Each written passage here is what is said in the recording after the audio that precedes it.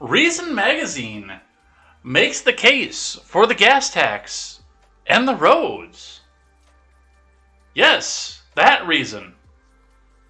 The LP Party's news outlet for people who are supposed to hate taxes and roads comes out and tells us why we need taxes and roads. But we'll talk just a bit about that and some finance news that's going on with this as well, including other things that would affect the gas prices. In other news, Twitter's board has unanimously recommended Musk's takeover bid, but Elon says there are 3 issues that need to be addressed before that goes through.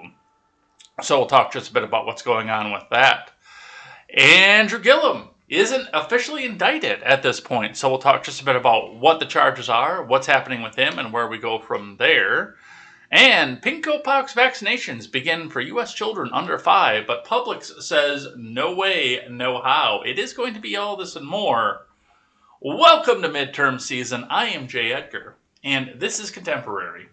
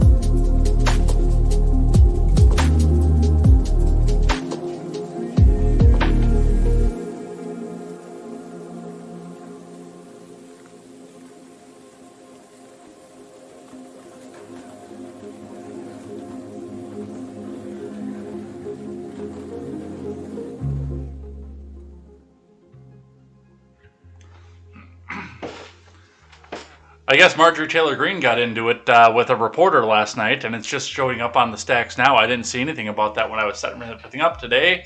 And we are way overloaded on news today that we're probably not going to get through. We're going to try to fly through it because the actual vast majority of what we have up here today is updates to older stories. So we're going to try to get through it. We've got a little bit of extended finance because I think that is still going to be the big driver for what happens in November this year. Whether or not there's honk, I think that's going to be the biggest driver of what's going on here. But yeah, we'll save this Marjorie Taylor Greene one for tomorrow. Apparently she got into it with some UK journalists. So let's go. Well, no, we're not going to go with that. We're going to save that for tomorrow. Let's get into the news of the day before we get started. Head on over, check out the great creators from the Turns of Pages Productions Network. And I am talking, of course, about the Daily Ignoramus, The Breakdown with Breckenhoff, The Already Conservative, and The Porch Boys. Go check out all those shows. So I gotta ask somebody, does anybody know if The Already Conservative is actually still streaming at this point? Because I haven't heard hide or hair from him for quite a while. I'd love to go hang out in his chat again, but I don't get alerts that say he's live on any of the platforms. And I do follow him over on DLive, over on Twitch, platforms that he would normally be streaming to. I never get an alert for those. I get an alert for Mazo Minx, but I don't get one for The Already Conservative.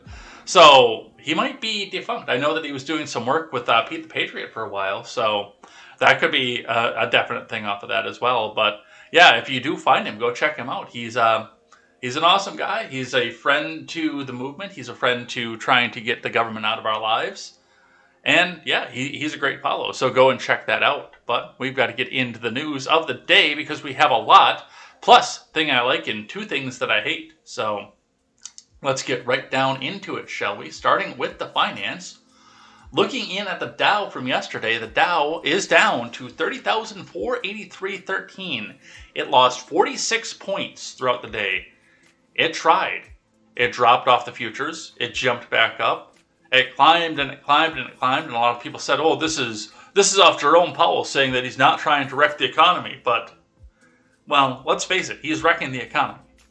He's part of what's wrecking the economy. The unmitigated spending, the gas prices, the global supply chain issues are all affecting the economy as well. But Yeah, the rate hikes are not helping anything by any stretch of the imagination. So we will continue to watch that and see where that goes off the Dow. The Bitcoin still running up on shaky ground. Let's get a quick refresh on that. And bring that out to 5 days so we can see where the pattern is. And it's holding around the 20,000 mark. Over the weekend's dip down to the 17,000 mark. It was a fluke off of everything, but it's holding steady again around the 20,000 mark.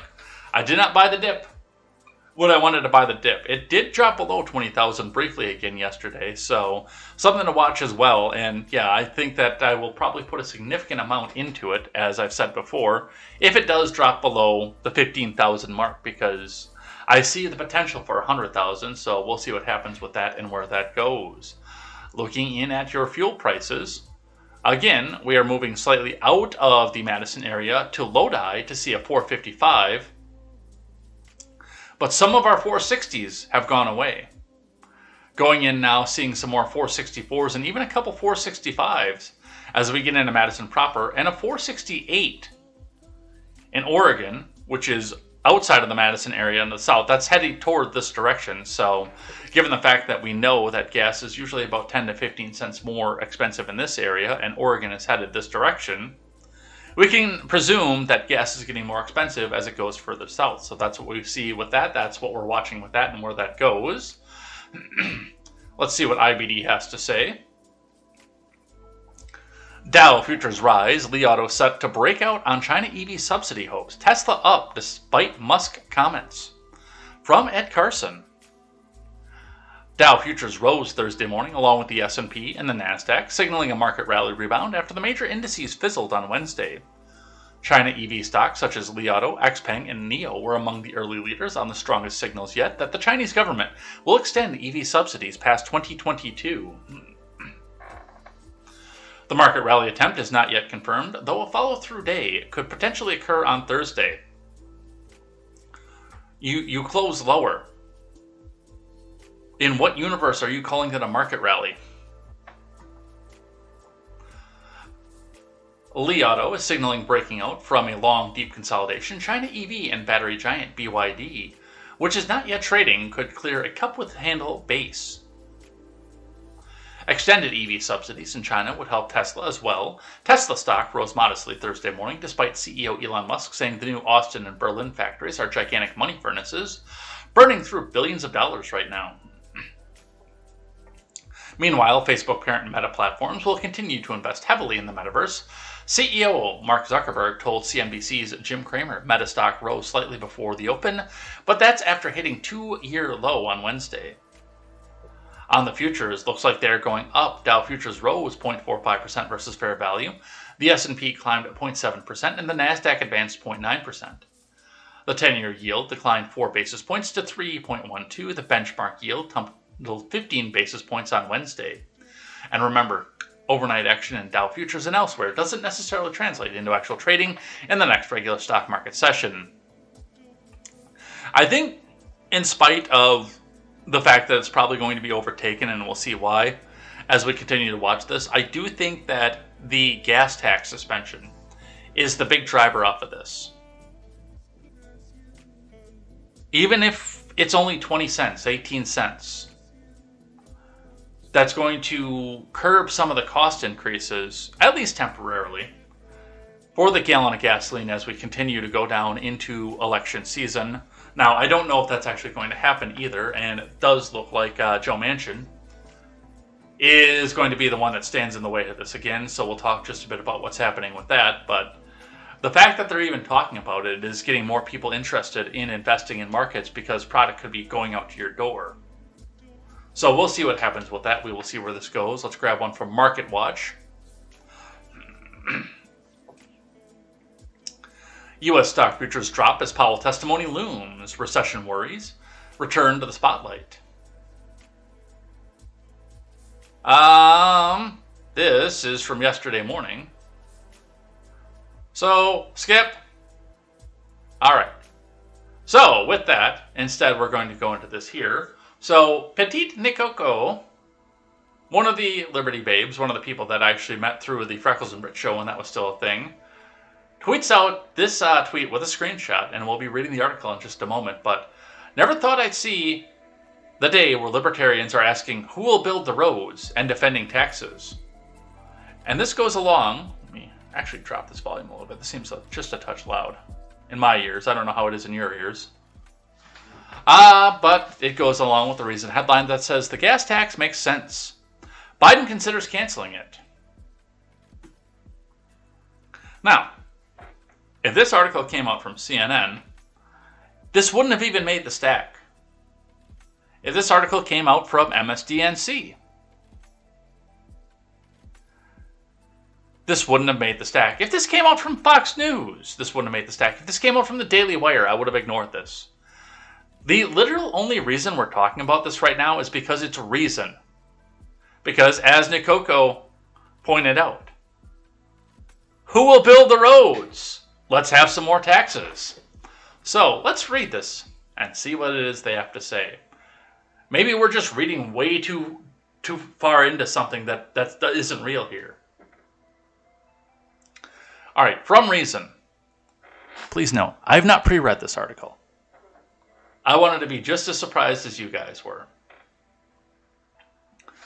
The gas tax makes sense. Biden considers canceling it. From Kristen Britschke.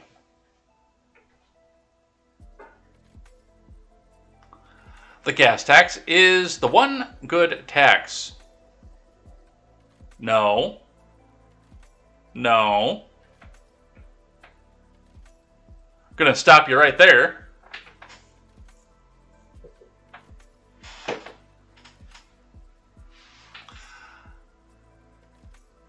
So it makes sense it would be the only one that President Biden is considering suspending. I hope I have a decision based on data I'm looking for by the end of the week, the president told reporters on Monday on whether he'd support a federal gas tax holiday. Suspending the 18 cents per gallon federal tax on gas would obviously require some votes in Congress. Biden's final decision on whether to call for the congressional action really just boils down to whether he thinks it's politically prudent. The declaration of gas tax holidays in states both red and blue suggests that it'd be a popular idea, particularly when particularly when a gallon of gas is averaging close to $5 nationwide. 5 states, including Florida, New York, have suspended their gas tax already. Notes CNET, a move that's supported by 72% of respondents in a recent Politico Morning Consult poll. Senators Maggie Hassan and Mark Kelly of New Hampshire and Arizona, both Democrats, introduced legislation back in February to suspend the federal gas tax through December of 2022. Minority Leader Mitch McConnell threw cold water on the idea, saying that Democrats want to blow a $20 billion hole in highway funding so they can try to mask the effect of their own liberal policies on working Americans. Mitch McConnell is not your friend, and he's not on your side. Gas was under $4 a gallon then. Perhaps today's higher prices will still prompt national Republicans to follow the state-level partisan allies and get on board with a gas tax holiday.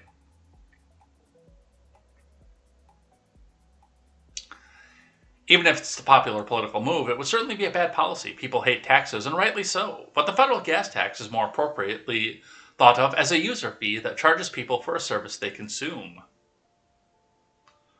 Fuel taxes paid by motorists are collected in the Federal Highway Trust Fund, which is then spent building and maintaining the roads and bridges.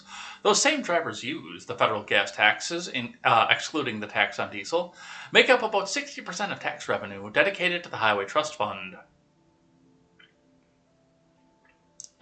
Fairness demands charging drivers for the roads. The only alternative would be to require non-motorists to subsidize driving infrastructure for them.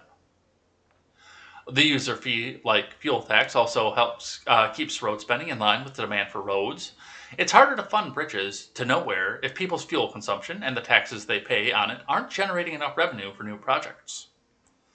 Suspending the gas tax, therefore, makes road spending less fair and less efficient. Oh my God. You sound like Democrats. I'm going to go out on a limb and say whoever wrote this article, Christian Britschke, is probably not one of the Mises people.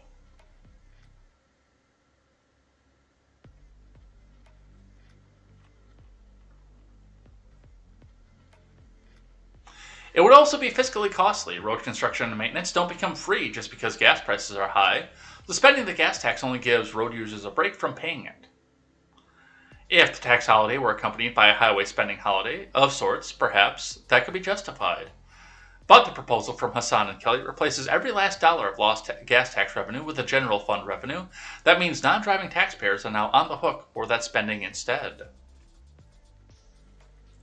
Worse, a gas tax holiday would further untether the increasingly tenuous connection between gas taxes and road spending, setting the stage for more subsidies and spending still.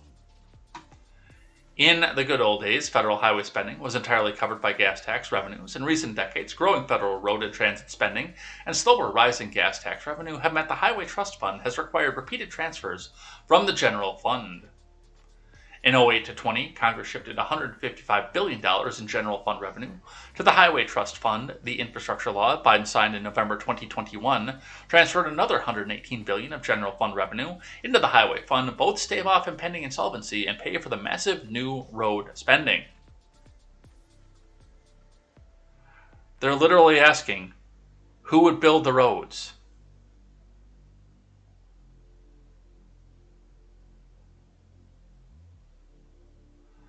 Pay your taxes. Who will build the roads? I don't get it.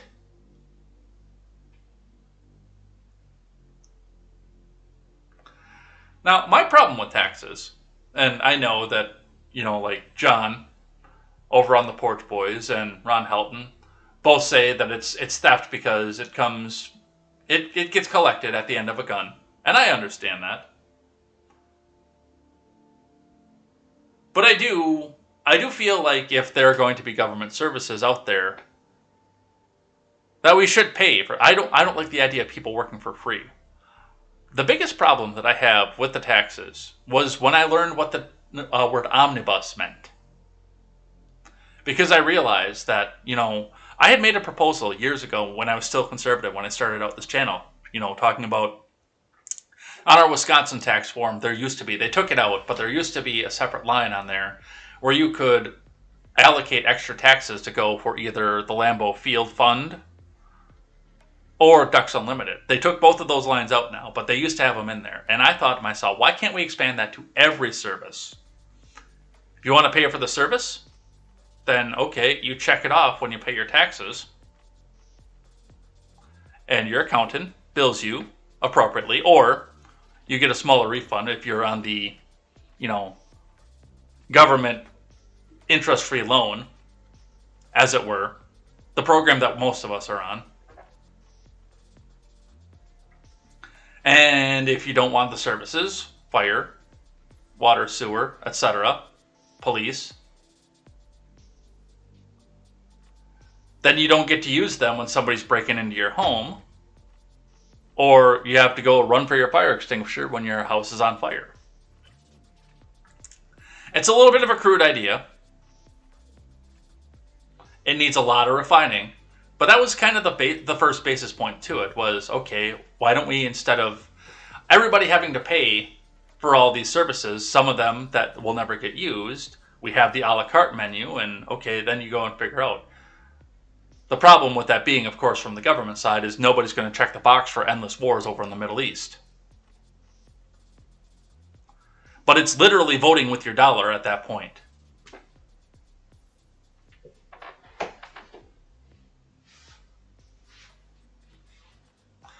But that's what we see coming off of that. Thank you, Reason, for showing your colors.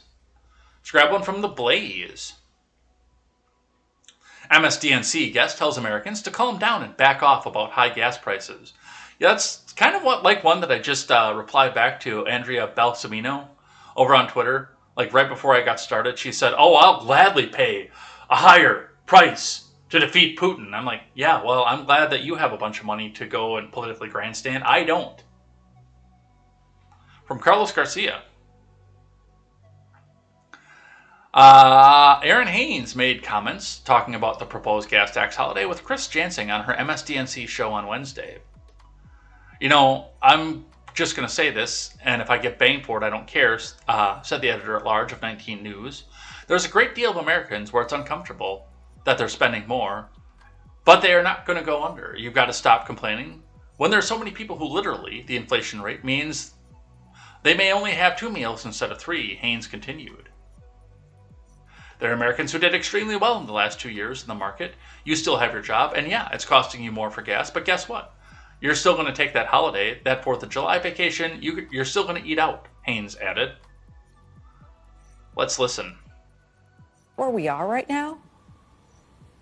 You know, I'm just going to say this, and if I get banged for it, I don't care. There is a great deal of Americans where it is uncomfortable that they're spending more, but they are not going to go under.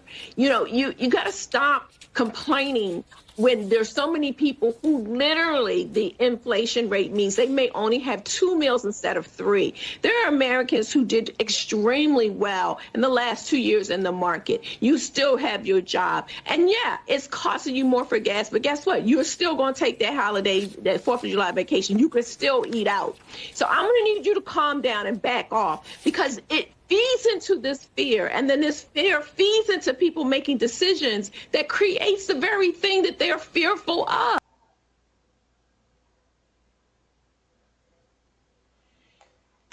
Yeah. Hey, stop thinking about the gas tax. Stop complaining about that because you're rich. That's what this woman is saying. You're still going to take that vacation. No, some of us aren't. Now, I am 9 times out of 10, given the fact that it's only in a couple weekends, going to be taking the vacation that I have planned. I'm at a 90% right now, unless the gas price spikes in the next few days, and absolutely spikes, especially given the fact that it's actually dropping here, and I can get most of my journey done, or at least a third of my journey done, on gas that's going down in my area. So I am 9 times out of 10 going to be taking that vacation, but I had to think about it. Whereas if gas was, let's not even go down to the lowest point, like it was when I went down to Florida, where it was 91 cents a gallon. Where it was between 91 cents and $1.04 through the entire journey, except for in the actual city of Washington, D.C., where at the time it was $3.98. I can't imagine what those signs say in D.C. proper right now. But at the time, it was $3.98.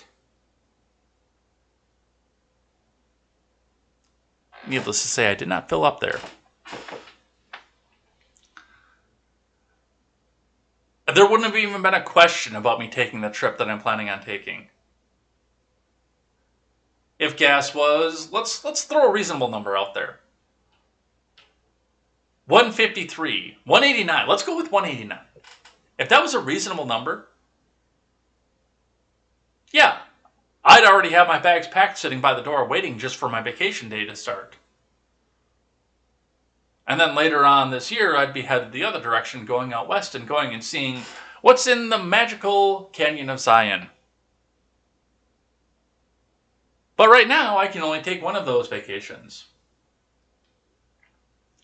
So no, don't sit there and tell me to not complain about the gas.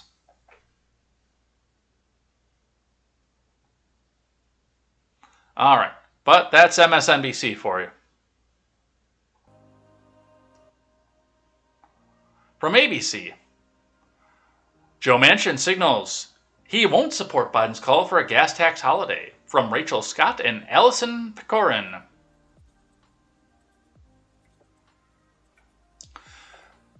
President Biden's call for Congress to pass a gas tax holiday were being met with skepticism Wednesday from both sides of the aisle. In an exclusive interview with ABC News, Democrat Senator Manchin of West Virginia said that he has several concerns with the proposal and signaled that he would not support it. I'm not a yes right now, that's for sure, Manchin said just hours before Biden was set to speak on Wednesday afternoon.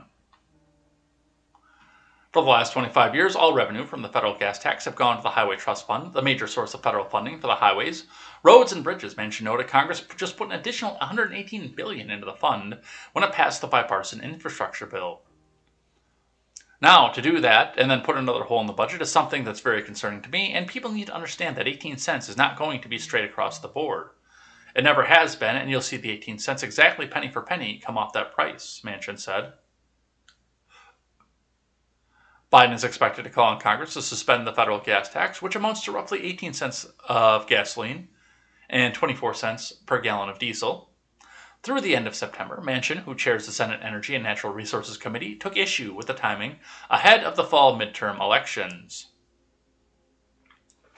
My other would be the political ramification. It goes off at the end of September. Which politician up here is going to be voting to put that 18-cent tax back on the month before November elections? So we just dig the hole deeper and deeper, Manchin said. Yeah, it's kind of like the student loan crisis. Just keep kicking the can down the road. Just keep putting it off until it lands under a Republican president. Which, by the way, I do believe that that's what they're trying to do. Trying to get that to land under a Republican president. He added, we have an infrastructure bill for the first time in 30 years that we can start fixing roads and bridges, but EVs have to pay proportionally also, so they use the same roadways and vehicles. They're not paying nothing. Or I'm sorry, they're paying nothing, so we need a lot of adjustments made. Manchin called on Congress to start thinking about Americans in their home districts, insisting the people of West Virginia are having a hard time. They really are. These inflation checks have hit hard no matter how many checks we sent out during the Pinko Pox relief. And that's all forgotten about. It's all for naught, Manchin said. Yeah, I mean, seriously, the only reason that I still think about any of the stimulus checks is that the IRS keeps sending me letters saying, call us so we can reissue a check because we saw that you didn't cash this check. Or this check. I did do the third. And that was only after I figured out that they were going to send it to me no matter what. And that's what we're streaming off of, is the third check. Right here. And then they tell you, hey, call this number and we'll reissue the check. And then you sit on hold on the number for 45 minutes. And then an automated voice comes on and says, we cannot get to your call right now. Goodbye.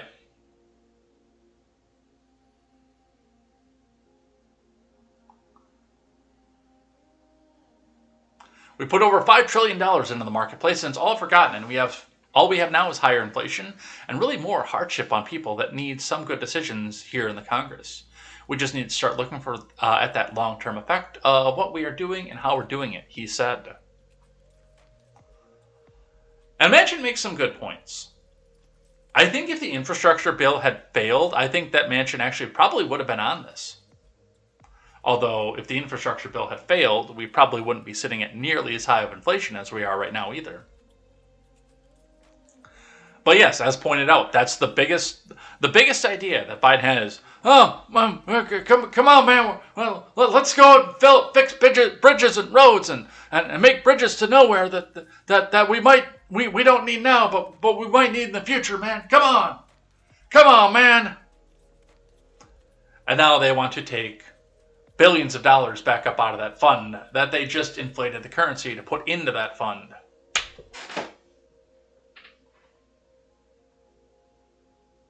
So that's what we see off of that. From the Blaze.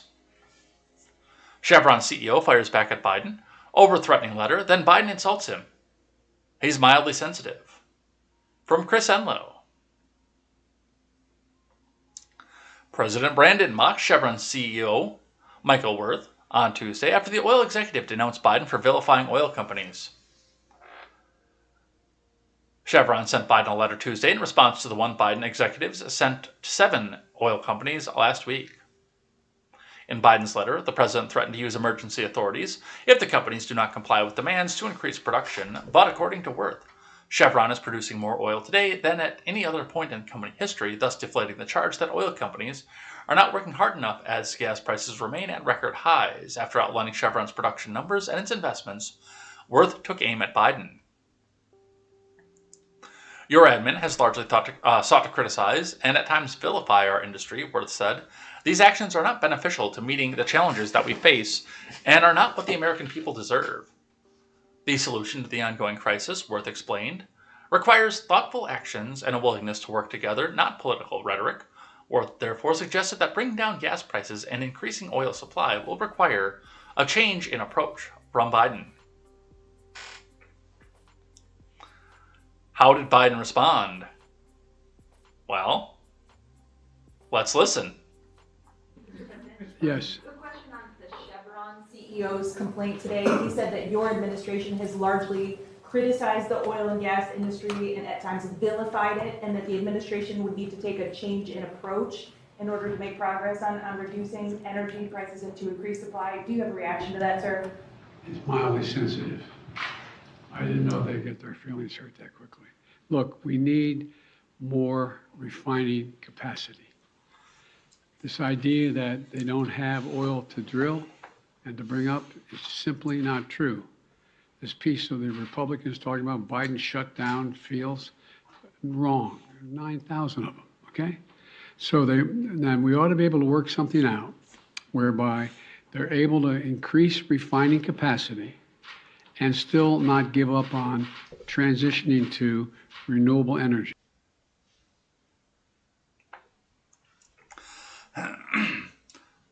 Chevron. Yeah, we're making more gas in history. Biden. No, you're not. Shut up. One thing that I want to point out too about, what's going on with the supply, with the cost of oil and everything else, and supply and demand. We have a lot less demand than we did in the '08 crunch. That is something I want to point out. Now, the dollar is worth a lot less than it was in '08 as well. But when gas was climbing in '08 to levels like this, like what we're seeing now in some states, it wasn't the national average, but in places like upstate that were well above the national average, that were at the time seeing prices like what we're seeing right now. One thing you have to point out is, as like Manchin said, we have a lot more electric vehicles on the road.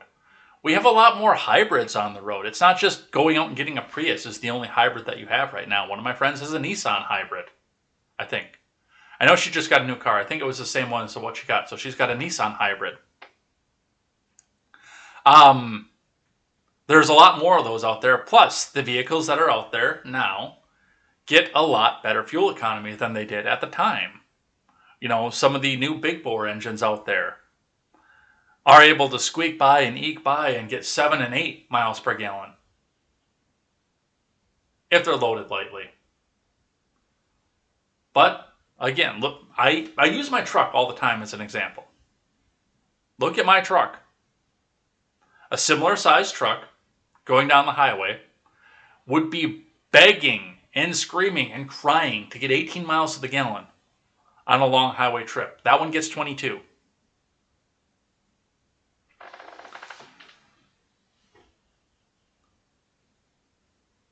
So our consumption is a lot less than what it was in 2008. A lot of people during the Trump years got a newer, more fuel efficient vehicle.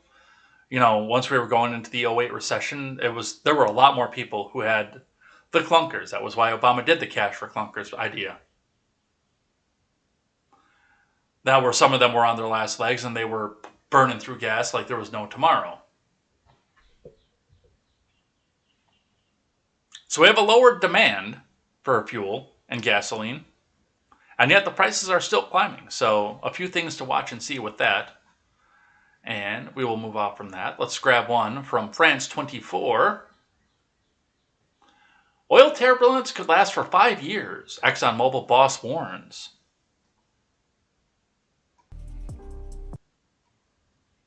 There we go. From no author given. Consumers must be prepared to endure up to 5 years of turbulent oil markets, the head of ExxonMobil said Tuesday, citing underinvestment in the coronavirus pandemic. Energy markets have been roiled by Ukraine's war, as Russia has reduced some exports and faced sanctions, while Europe has announced plans to wean itself off dependency on Russian fossil fuels in coming years. Speaking ahead of ExxonMobil's unveiling as the fourth international partner in Qatar's natural gas expansion, Chairman and Chief Executive Darren Woods said major uncertainty lies ahead. You're probably looking at 3 to 5 years of continued fairly tight markets, Woods told the Qatar Economic Forum. How that manifests itself in price will obviously be a big function of demand, which is very difficult to predict. On top of underinvestment in finding new oil sources in 2014 and 2015, Woods says the pandemic really sucked a lot of revenues out of the industry. Woods said companies and governments needed to think long term. We're going to see a lot of volatility and discontinuity in the market if we don't get to more thoughtful policies, he predicted. Representatives from the Middle East energy industry also renewed calls for better planning in consumer countries. Sheikh Nawaf Saad Al Sabah, chief executive of the Kuwait Petroleum Corporation, said the company was supplying all customers, but that multinational oil firms were not matching investment of national oil enterprises. So they're telling us that we could be looking at this for a while, which is all the more reason, I would think, to go back and open up some of the leases and let the U.S. get into the energy markets a little bit more. But hey, I didn't get 81 million votes and 10 scoops of ice cream, honk honk, so what would I know? Let's grab one from Newsweek. Jerome Powell testimony, key takeaways from Senate hearing on economy. From Catherine Fung. Federal Reserve Chair Jerome Powell testified Wednesday before senators as the central bank is under scrutiny for its efforts to combat soaring inflation with rising interest rates, while not driving the economy into a downturn. We do understand the full scope of the problem, and we're using our tools to address it pretty vigorously now, Powell told the Senate Banking Committee. Price stability is really the bedrock of the economy. He added, we have the tools that we need and the resolve it will take to restore price stability on behalf of American families and businesses.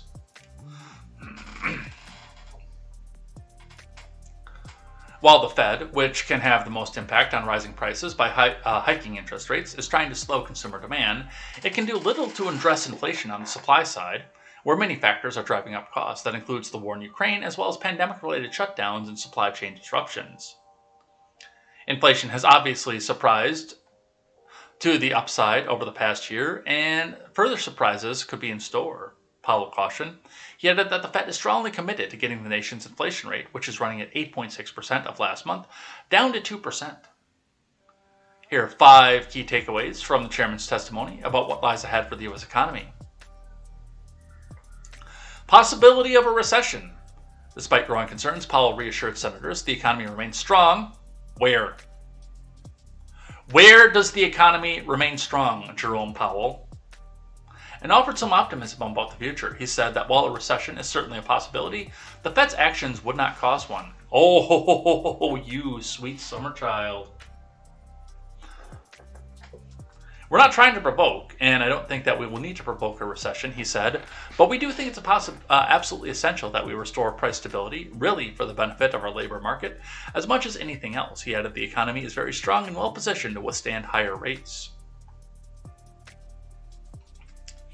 This week, Goldman Sachs estimated that the likelihood of a U.S. recession in the next year is 30%. The odds go up to 48% when looking at the next 2 years. Even though the economy isn't in a recession, more than half Americans think one is already underway, a new poll suggested last week. Well, we'll find out in 3 weeks. Powell said the central bank is open to raising rates again as it works to slow inflation, but he added that the pace of hikes would depend on how quickly inflation starts to decline. Based on the incoming data and the evolving outlook for the economy, the Fed plans to assess this on a meeting-by-meeting basis, he says.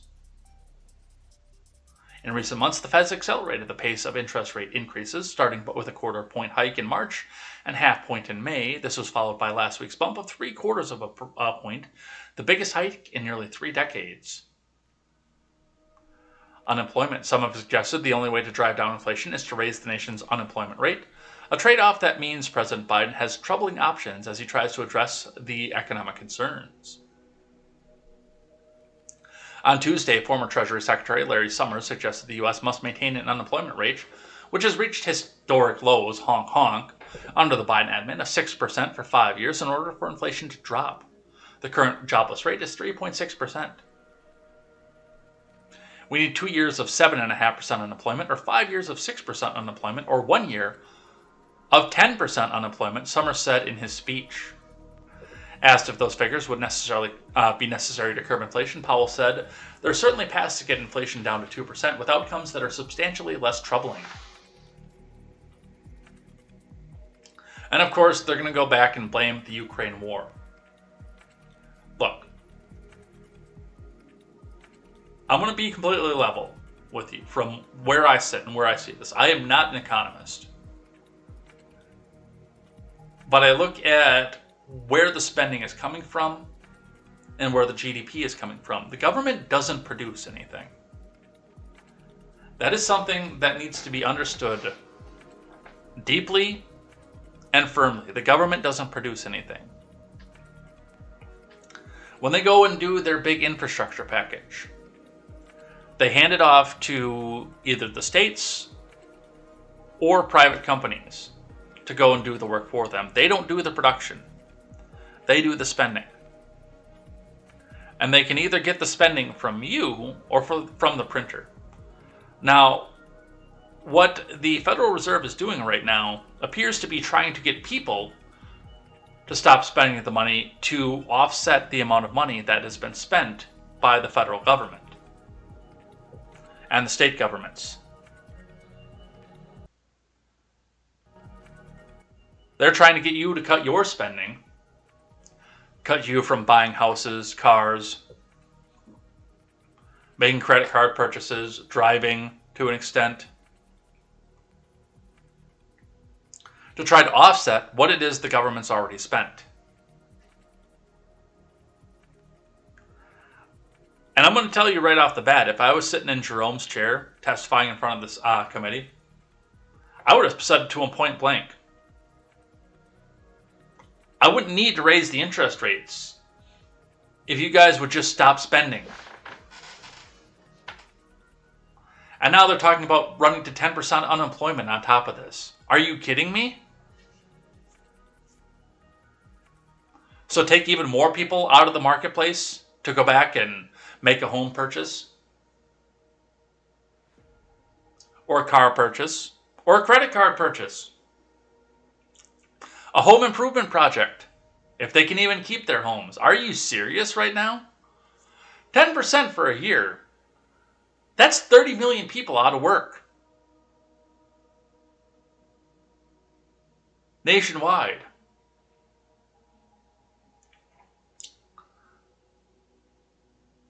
That's more people out of work than the states of Wyoming, Montana, probably Utah.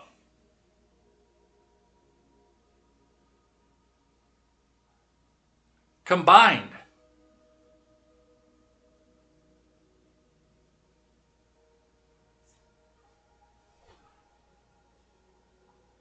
Let's not do that.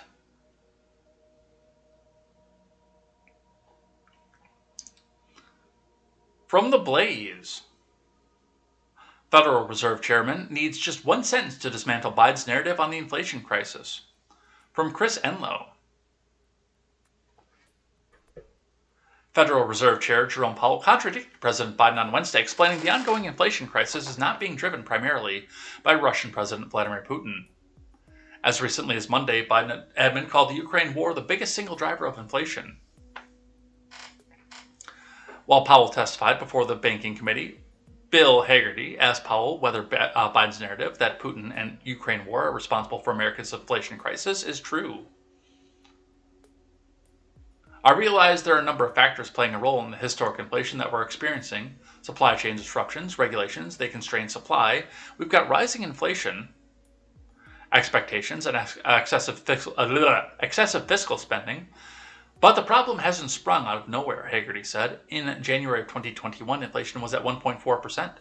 By December of 2021, it had risen to 7%, a five-fold increase. Now, since the war in Ukraine began, the rate of inflation has risen incrementally another 1.6% to a current level of 8.6%. So again, from 7% to 8.6%. Given how inflation has escalated over the past 18 months, would you say the war in Ukraine is the primary driver of inflation of America? The senator then asked. It took just one sentence for Powell to crush Biden's narrative. No, inflation was high before, certainly before the war in Ukraine broke out, Powell admitted. Let's say if they've got that queued up for us. They do. While per its most recent forecast, the Fed will be tightening monetary policy for the next 2.5 years. Thus, the Fed could soon find itself in the challenging position of potentially exacerbating an economic downturn in order to address the historic inflation that's been unleashed by the Biden administration. So, Mr. Chairman, as you know, the Fed has a dual mandate, stable prices and maximum employment. As we look to the fall, how do you think about balancing this potential tension between the Fed's two mandates, particularly if the economic outlook worsens, but inflation remains elevated? So we do have a dual mandate, as you point out. Right now, the labor market is extremely tight and I would say unsustainably hot. There's a mismatch between supply and demand there. As you know, there's more job openings than there are, by a factor of 2 to 1, than there are unemployed people looking for work. On the inflation side, we're very far from our target. So we think that we have to restore price stability to put the economy back in a place where in the medium and longer term we can have a sustained period of what we would call maximum employment. So that's how we're thinking about it. Of course, we're not trying to provoke and don't think that we will need to provoke a recession, but we do think it's absolutely essential that we restore price stability really for the benefit of the labor market as much as anything else. Yeah, I agree. I think you have an extremely challenging job, particularly given some of the physical policies that have been undertaken that make your job more challenging than it should be. Thank you very much, Mr. Chairman. Thank you. Thanks, Senator. Senator Smith from Minnesota is recognized for 5 minutes. Thank you, Mr. Chair, and welcome back to the committee. Chair Powell, it's good to see you again. I want to follow up on this issue of this imbalance between labor demand and supply, as you were just. All right, so that's some of what they had to say with that, but really, realistically, he's absolutely right. It was going far, far before the invasion of Ukraine.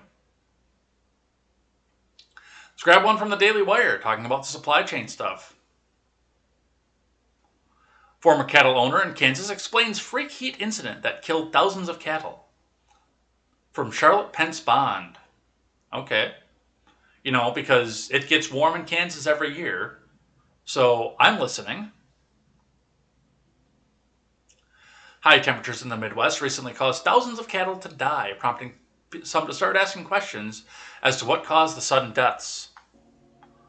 Oh, honkety honk honk. There are things that I could say with that would probably get me kicked off of YouTube and maybe Twitch too. Clay Scott lives in Kansas and used to own cattle. He discussed the situation with the Daily Wire, saying it was a freak of nature thing, and this type of situation has happened in the past due to local climate.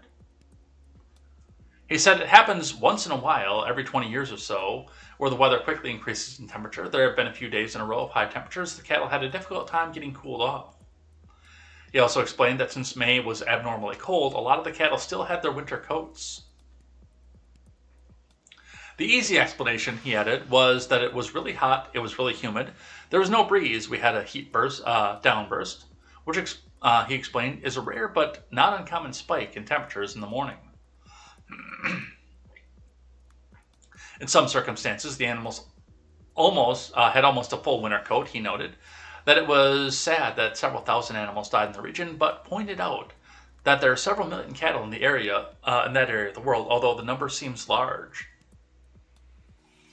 He said a local veterinarian pointed out on Twitter the heat index scores for cattle, and he said that for 3 days now the lethal heat amount for cattle was exceeded, but it only took until the third day when we had that heat event that really spiked the numbers. Scott said it hurts the people who raise the animals more than just a paycheck. They don't like to see it because they work so hard, and you work with animals every day. You want to see them do the best they can. You don't want to see anybody suffer. So I know several of those guys are a little dejected. It's kind of like a flood or a fire. It wasn't anything they could control, but yet they suffer the consequences for it. The particular type of cattle that died were the heavy ones that are used to being on the range, Scott noted, and are the last to get rid of their winter coats. They were also from the northern rather than the southern regions. 99.99% of the time you bring these cattle south, nothing ever matters of it, he said, adding it was a one-time event. So it looks like, and I know a lot of people are calling foul play on what happened with the cattle. I still have questions, but it does look like this was all from natural causes, and it still sucks because that's going to spike the price of steak and hamburger, which is lame. From Reuters, countries would implement minimum corporate tax to avoid revenue loss, says Yellen. U.S. Treasury Secretary Janet Yellen said Monday that once some countries start implementing a global minimum tax on multinational companies, other countries with a lower corporate tax rate would need to follow along or risk losing tax revenues. When some countries opt into this minimum corporate tax and put these taxes in effect, it'll begin to be more and more that see that it's in their interest to join up, Yellen said at a discussion with Canadian Finance Minister Chrystia Freeland in Toronto. Some of the 136 countries agreed to a global deal in October 2021 to ensure big companies pay a minimum tax rate of 15% and make it harder for them to avoid taxation, but such a tax has not yet been implemented anywhere.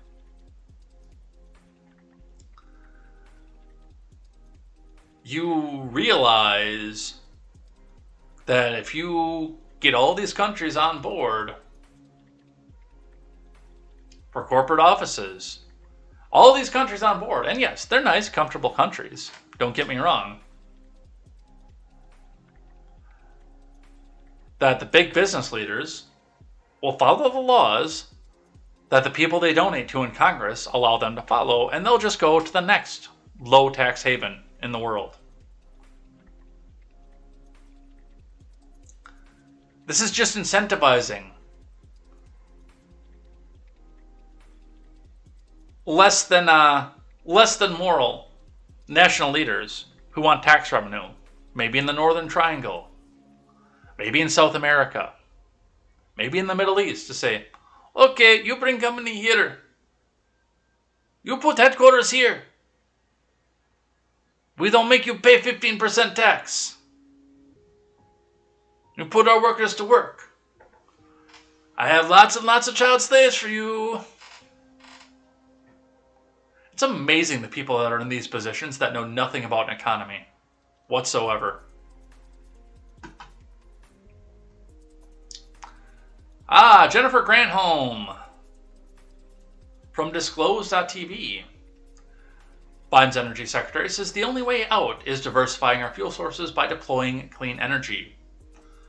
So says the woman who has the most stock in clean energy. The real truth is that as long as our nation remains overly reliant on oil and fossil fuels, we'll feel these price shocks again. This is not going to be the last time. The next time there's a war, the next time there's a pandemic or another hurricane, these extreme weather events we are experiencing, they will impact the access that we have to fossil fuels. The only way out of these boom and bust cycles is to break that sole reliance, and that means diversifying our fuel sources by deploying clean energy. And the real truth is that as long as our... I'd be more interested in what you have to say, former Governor Granholm, if you didn't own the majority of your stock portfolio in clean energy, in the battery companies. Because you own a lot of stock in companies that stand to make themselves very, very rich from government mandate. It's like all the people who had stocks in healthcare industries. When the ACA came out, and there's this funny law out there that says that you are required to have health insurance, whether you can afford it or not. And if you don't have it, we're going to fine you for it. I'm sorry, it's a tax, not a fine.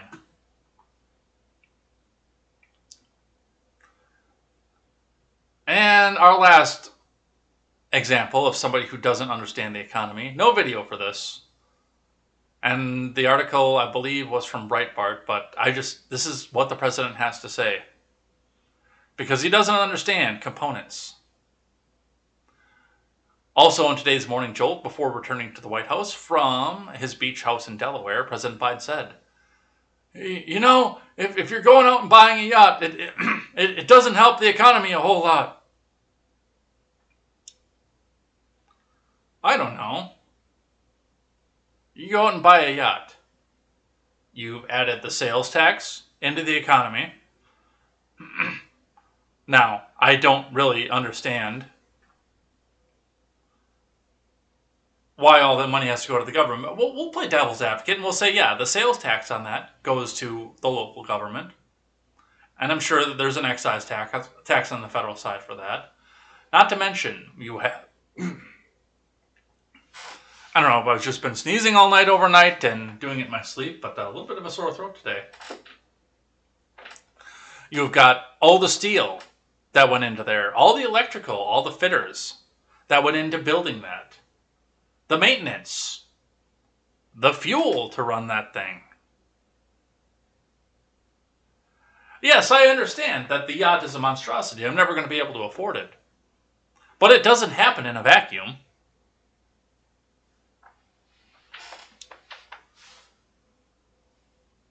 None of this happens in a vacuum.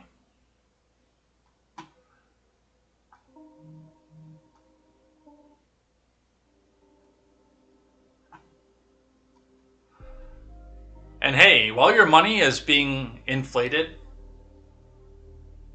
out of feasibility, we have a historic first. Ron Klain, Chief of Staff of the White House, quote tweeting the New York Times, a former newspaper, who writes, under arcane rules, Treasury Secretary Janet Yellen's signature couldn't appear on the dollar until a treasurer was in place. On Tuesday, President Biden named Marilyn Malerba as U.S. Treasurer. She will be the first Native American to hold the position, and which Ron Klain quote tweets and says, and for the first time in history, the signatures of 2 women will appear on the currency. Ironic that it will be at a time when the currency is worthless.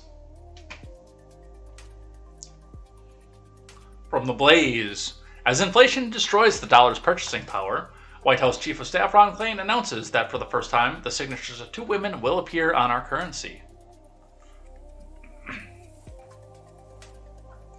While Americans witnessed the purchasing power of their hard-earned money swiftly decline amid soaring inflation, the White House Chief of Staff Ron Klain issued a tweet noting the U.S. currency will bear the signatures of 2 women for the first time ever.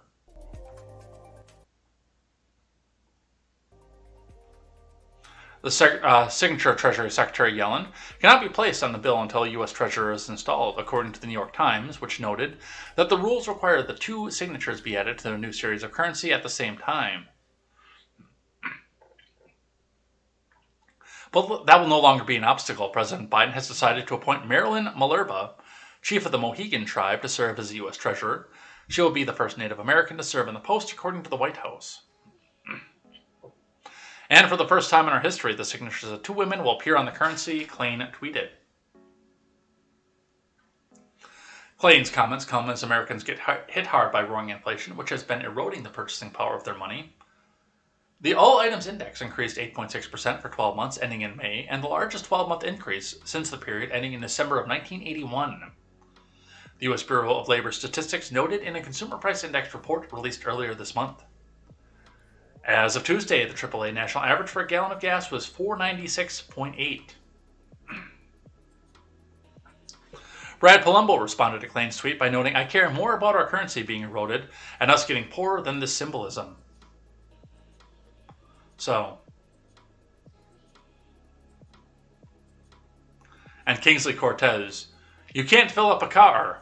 Who cares? Our currency is feminist. So there you go. That's the economy in almost the entire show. We got to get to some more stuff that's going on here. Coming from Fox Business, Twitter board unanimously recommends Musk's takeover bid. From Lucas Manfredi. Twitter's board unanimously recommended that its shareholders vote to approve Tesla's CEO Elon Musk's $44 billion acquisition of the social media giant. The Twitter board, after considering various factors described in the section of the proxy statement capturing the merger recommendation of the Twitter board and reasons for the merger, has unanimously determined that the merger agreement is advisable and the merger and the other transactions contemplated by the merger agreement are fair to, advisable, and in the best interests of Twitter and its stockholders. Adopted and approved the merger, the company said in Securities Exchange Commission filing on Tuesday. The deal, which is currently expected to close in 2022, would take Twitter private at $54.20 a share.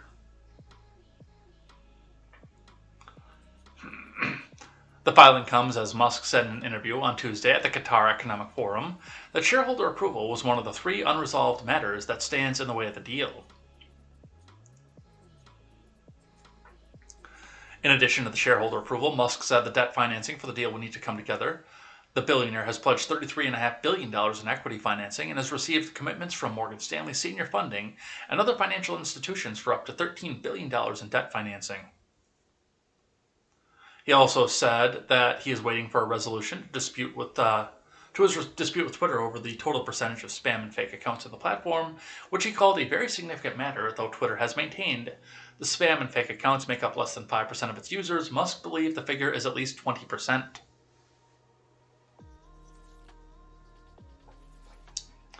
Earlier this month, Twitter reportedly agreed to hand over a fire hose of data to Musk after he threatened to walk away from the deal. He claimed that the company breached its obligations under the merger agreement by actively resisting and thwarting his rights to information on the spam and fake account data. Musk emphasized that he aspires to make Twitter an appealing system that's as inclusive as possible. Ideally, I'd like to get more, like 80% of North America, and perhaps, I don't know, half the world or something ultimately on Twitter in one form or another, he explained. And that means it must be something that's appealing for people. Obviously, it cannot be a place where people feel uncomfortable, harassed, or they simply will not use it.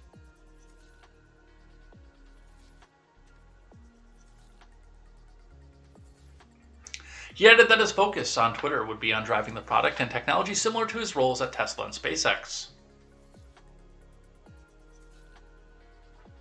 Whether I'm called the CEO or something else is much less important to my ability to drive the product in the right direction, he said. Shares of Twitter, which are down nearly 10% year to date, are trading at $38.60 a piece at the time of publication, well below Musk's offer. And that's all that Fox Business has to say about this. It appears, and I don't have the numbers right in front of me, but doesn't Dorsey stand to make like $1.5 billion off of this? If this goes through, Parag Agrawal will walk away with more money than he knows what to do with, as will most of the board. And they don't even have the majority shares. Musk still has the majority shares in the company at $54.20 a share, but there are a lot of people that stand to make a lot of money off of this. So I guess it's not surprising that they're trying to come back and get back out from under this. It's the old quick switch. And we'll see what happens with that. We'll skip this one from NBC on the 3 issues because we just talked about them in the Fox Business article. Here's an update from a couple months ago. Fired Grand Rapids officer charged with murdering Patrick Loyola, not in court for his first hearing. From Jack Nissen. This is interesting because, I mean, you can come back and spell it out to people how BLM are tools of the establishment. They're essentially government agents meant to seek and cause chaos to make a certain political figure look bad. And they will look at something like this and realize the fact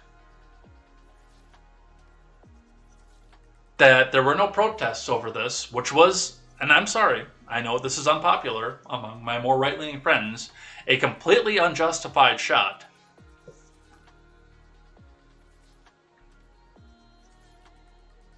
And all they got was a half-hearted little riot in the middle of Grand Rapids.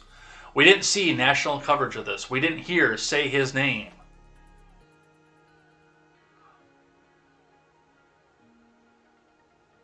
This one went largely ignored. I have to go to a Detroit local news story to get any information off of this. And it's kind of weird that this is actually coming up, because this was only from a couple days ago, at the time where people were saying that, oh, well, Proud Boys, why are they...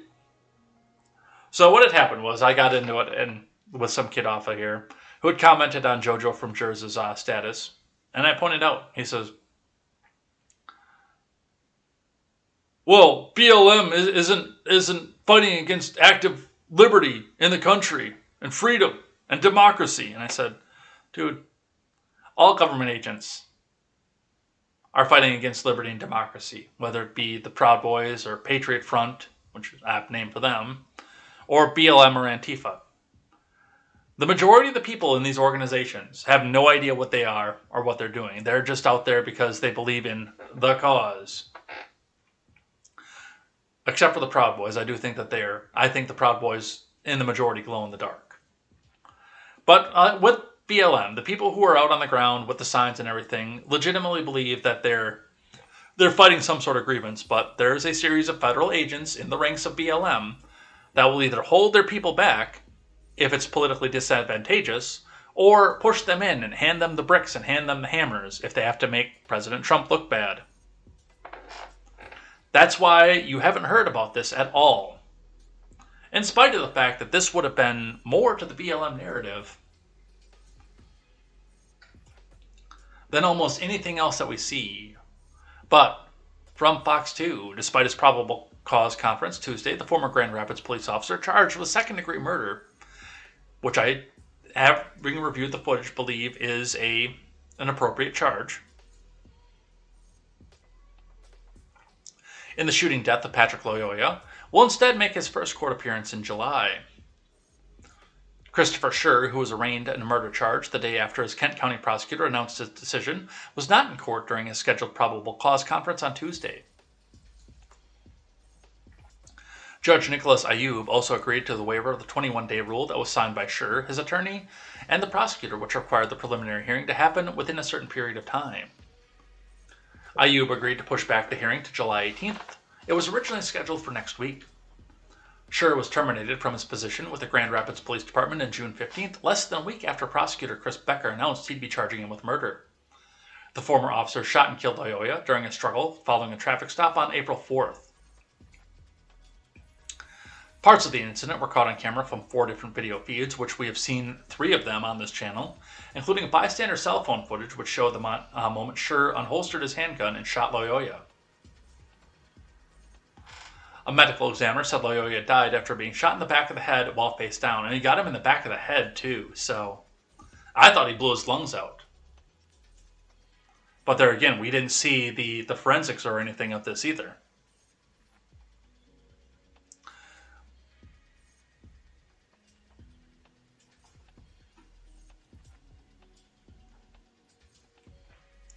And yet, not a peep out of this from CNN or ABC or Fox News for that matter.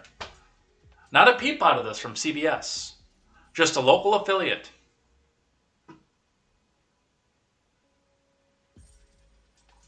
Some Uvalde news for you. House Republicans who represent Uvalde say he supports gun safety bill from Aaron Doherty. Tony Gonzalez, who represents Uvalde, said Wednesday that he would support the bipartisan gun safety bill when it reaches the House. Because of course he will.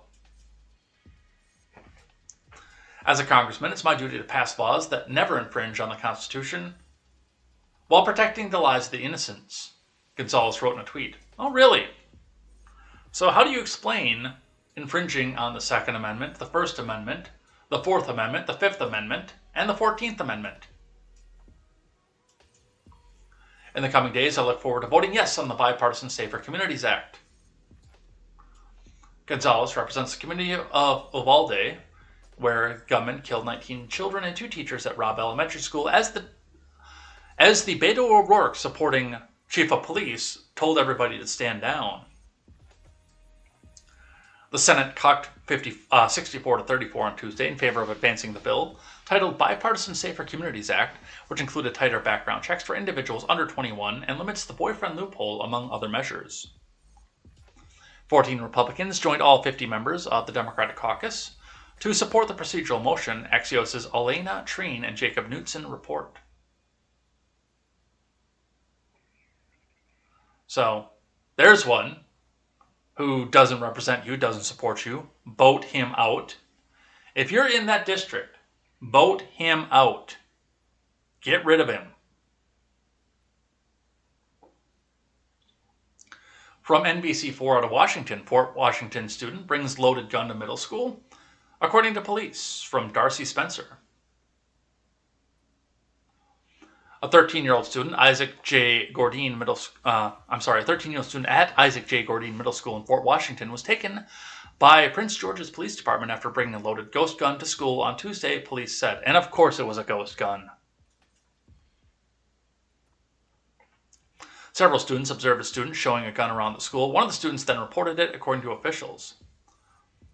Police say they found the gun in the 13-year-old's waistband. No one was injured, officials said. Charges are pending. The middle school went on lockdown while the investigation was happening, and police maintained a presence there for much of the school day. Since the start of the school year, 10 guns have been recovered in Prince George's County Public Schools. 3 of them were ghost guns. A law banning ghost guns went into effect in June in Maryland. I have questions. Since the start of the school year should be over at this point, and this is from Tuesday, I'm sorry.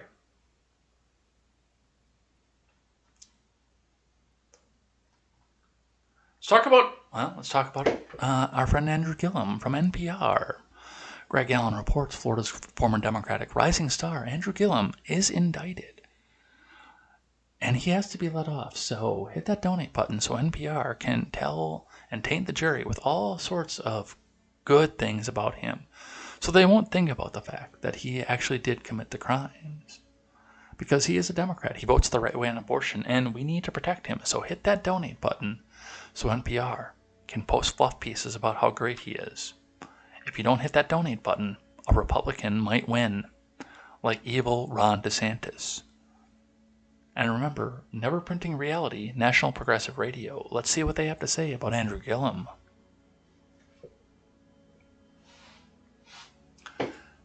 Florida's former Democratic candidate for governor, Andrew Gillum, narrowly defeated 4 years ago by Ron DeSantis, now faces indictment on campaign and fraud charges. The U.S. Attorney in Florida's Northern District says a federal grand jury has returned a 21-count indictment against Gillum and a former campaign advisor, Sharon Letman Hicks. The indictment says between 2016 and 2019, Gillum and Letman Hicks unlawfully channeled campaign funds to a company owned by Letman Hicks. It says that she then forwarded the funds disguised as payroll payments to Gillum for his personal use. Lawyers for Gillum, Mark Elias and David Oscar Marcus, released a statement saying, "The government got it wrong today. The evidence in this case is clear and will show that Mr. Gillum is innocent of all charges." It's another low point for Gillum, who just 4 years ago was a rising star in the Democrat Party, the former mayor of Tallahassee. He was popular and charismatic, but it had been long been connected with federal investigations. While mayor, he faced scrutiny for trips paid for by lobbyists and special interests. One of the charges Gillum faces stems from a 2016 trip to New York City and tickets to the Broadway show Hamilton. They were paid for by an undercover FBI agent posing as a developer who said he wanted Gillum's help. Oh, come on. Why did they have to entrap him?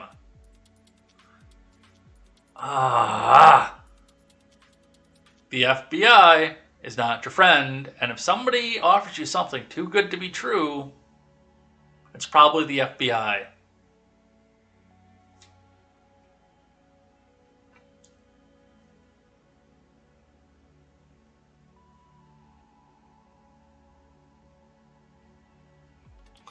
Who said he wanted Gillum's help in approving projects. In later interviews with agents, Gillum denied receiving anything of value from the purported developer. Following his narrow loss to DeSantis by less than half percentage point, in March 2020, he was caught up in a scandal involving drugs and sex. Paramedics were called to a Miami Beach hotel room to treat a male sex worker for drug overdose. Police said Gillum was incapacitated and they found suspected drugs, but no charges were filed. Gillum later said he suffered from alcohol abuse and entered a rehab center.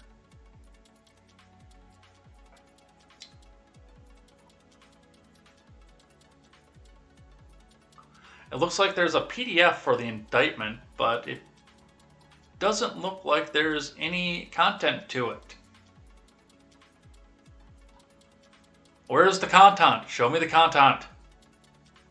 I don't know. From the New York Post.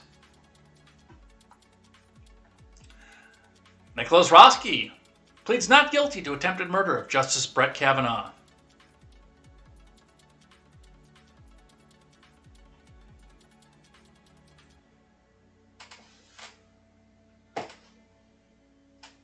The California man arrested near Supreme Court Justice Brett Kavanaugh's D.C. suburb home has pleaded not guilty to the attempted assassination of the conservative justice.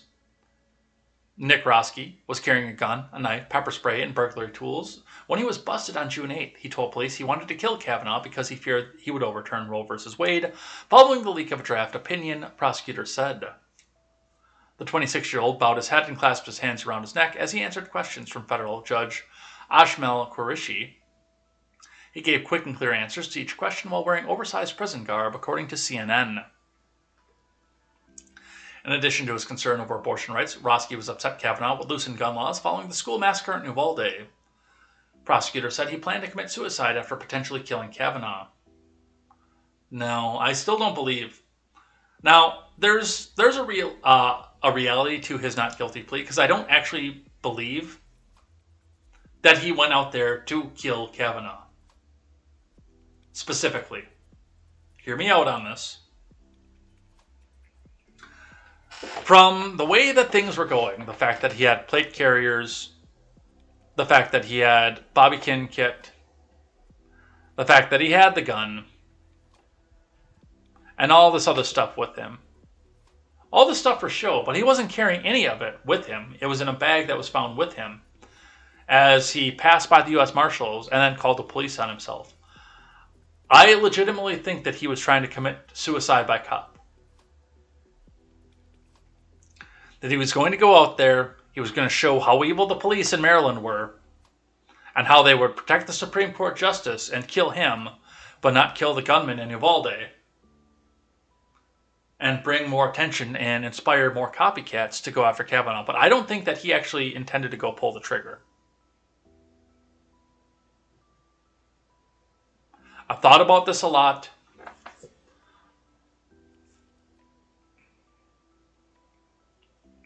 And yeah, that's the way that I see how this goes.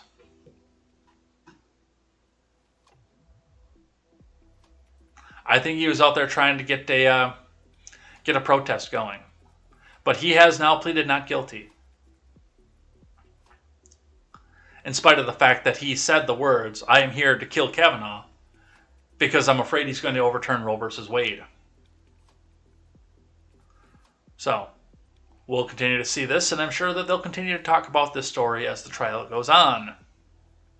Let's talk about some January 6th stuff. So, this is an interesting take, and I kind of wish more leftoids would actually sit back and see through this. And now they're coming back, and I commented exactly the same thing here. Breaking 911 tweets out Liz Cheney, top Republican on the January 6th Select Committee. President Trump summoned the mob, assembled the mob, and lit the flames of the attack. False, false, and false. But Tim High comes back and says, I have zero love for Trump. But something about a known liar and the wife of a war criminal, daughter of a war criminal, by the way, pontificating and waxing poetic as a moralist just rings hollow for me. And which, in my snarky reply, I said, no, we have to support her now. She says mean things about the evil orange man. And that's the mentality that a lot of these people are coming to at this point. They love Liz Cheney now because she is at the head of the Select Committee. They love Bush now. Because during the campaign and during the election season, he said mean things about the evil orange man. These people, and I'm a little bit more graphic about it, and again, as we mentioned before, I am in the process of trying to appeal more to the AM radio listeners who might have their kids in the car. I'm not going to say what I say on Twitter about how these people are now treating Liz Cheney. But what I will say is, yes, they're in full support of a person who they were protesting openly before Trump got into office. And rightly. And I was right there with them. the Bushes, the Cheneys, the Romneys, they need to be gone. Hell, even my Senator Ron Johnson needs to be gone. They're war pigs. But now they can do no wrong because they say mean things about the evil orange man. Let's listen. On this point, there is no room for debate. Those who invaded our capital and battled law enforcement for hours were motivated by what President Trump had told them, that the election was stolen and that he was the rightful president. President Trump summoned the mob, assembled the mob, and lit the flame of this attack. On this point, I mean, was there nobody else that they could have put into that seat other than a monoparty Cheney?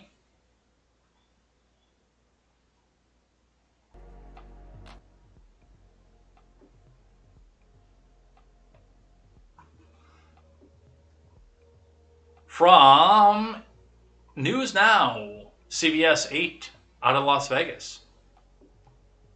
I-Team sources, FBI seizes Nevada GOP chairman's phone as part of fake elector investigation. From David Charms.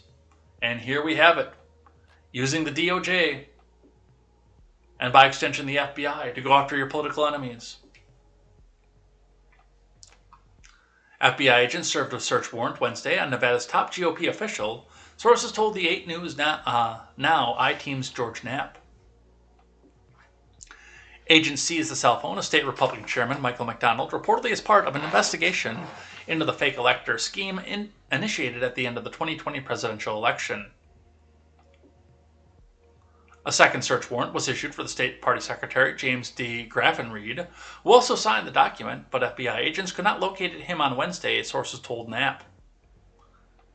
In December of 2020, the 8 News Now I-Team reported the Nevada Republican Party's 6 electors signed paperwork signaling their support for President Donald Trump in a symbolic ceremony devoid of any legal merit, which was held in Carson City, coincided with the official state-sanctioned tally in December 14th of 2020, Hong Kong.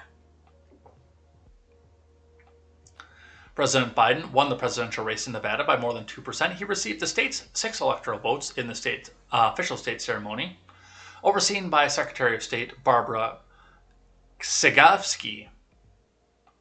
A video of the GOP event has since been deleted. In January, the I-Team received a copy of the fake certificates, which attempted to certify the state's electoral votes to Trump.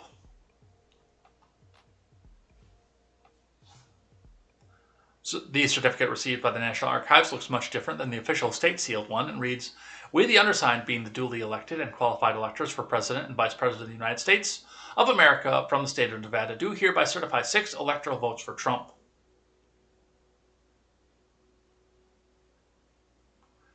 Yeah, they're going to start making these high-profile arrests out here because they have nothing.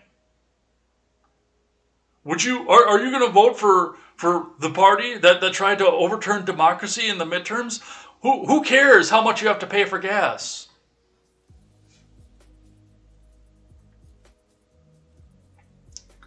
Some more midterm news. We got to start wrapping it up here. I want to grab a few more of these before we head out of here. We do have to start wrapping it up before we go to Thing I Like and Thing That I Hate. Things that I hate. I got 2 today. NBC, number of migrants crossing the border, hits another record with surges in migration by nationalities once rarely seen. The number of from countries like India, Turkey, and Russia is up, while the number from Central America, a traditional source of migrants, is down.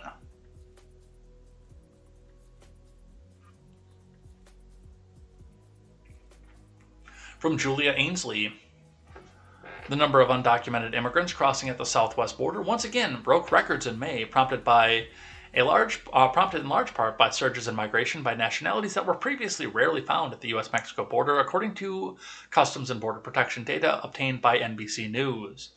Yeah, that's because your borders are a joke right now.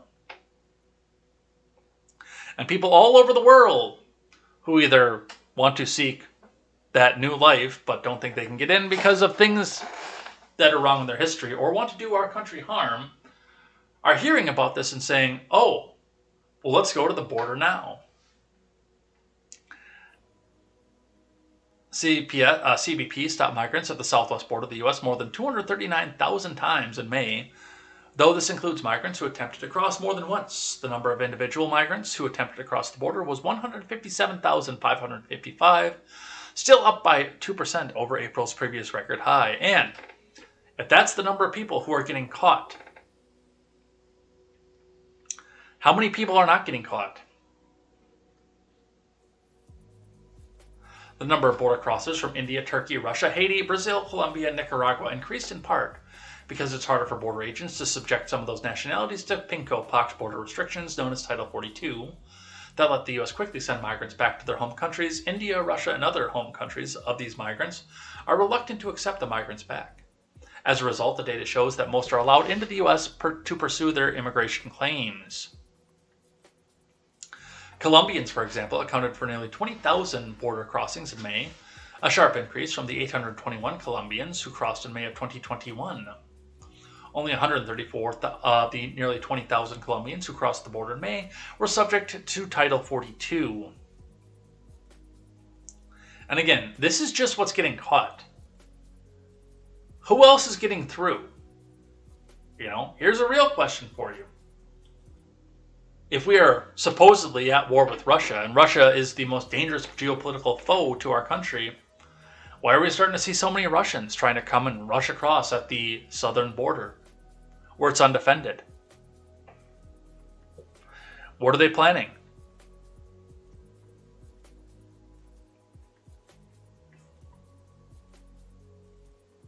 From the Associated Press, South Dakota AG convicted on 2 impeachment charges and removed. From Stephen Groves. Good. The South Dakota Senate on Tuesday convicted AG Jason Ravensborg of 2 impeachment charges stemming from a 2020 fatal accident, removing and barring him from future office in a stinging rebuke that showed most senators didn't believe his account of the crash.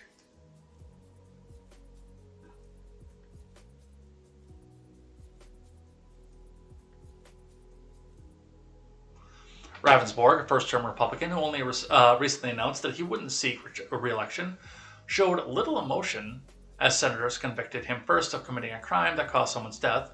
They then delivered another guilty verdict on a malfeasance charge that alleged he misled investigators and misused his office. Good. People like that don't need to be in office anywhere.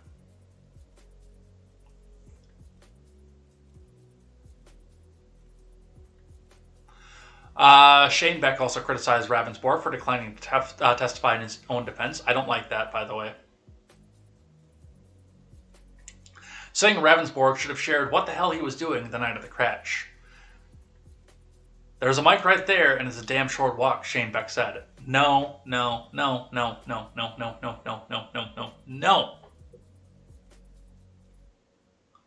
You do not have to compel anybody, whether it be the AG in an impeachment trial, down to the lowliest petty thief. You do not have to compel anybody. Nobody has to testify against themselves. We have a Fifth Amendment for a reason. You have the right to remain silent. The state, in your case, the Senate, still has to come up with the charges without compelling a person to testify. If he wants to testify, number one, as I usually say, if somebody wants to testify, that's an extremely stupid way to do things, and you shouldn't be doing that.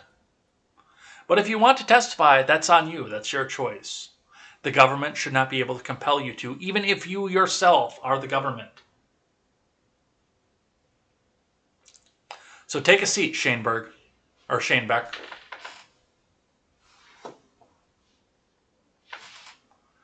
The convictions require 2/3 majority of the Senate, controlled 32-3 by Republicans. Senators mustered a bare minimum 24 votes to convict Ravensborg on the first, with some senators saying 2 misdemeanors he pleaded guilty to weren't serious enough crimes to warrant impeachment. The malfeasance charge, Ravensborg also asked investigators what data could be found on his cell phone, among other things, sailed through with 31 votes. Good. Get rid of him. Get rid of him. If you're going to misuse your office, go away. Get out of office. The FDA is taking Juul off the market.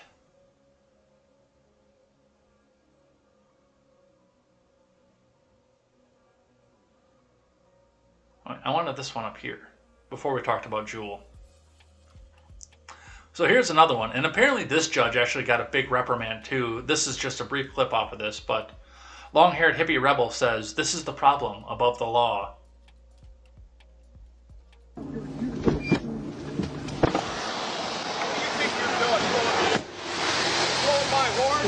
Sir, go back into your car. I'll be with you in a second. You better check the registration on this plate soon, mister.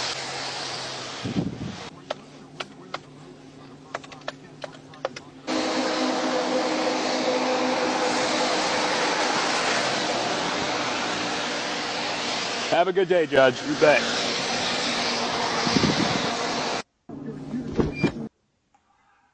And that's the same kind of thing as what we just saw in South Dakota, misusing your office. Now, I don't know what it was that he was pulled over for. He claims it was for blowing the horn. And then he got out and got aggressive with an officer. For any of the rest of us, that would have landed us with a 40 cal in our chests.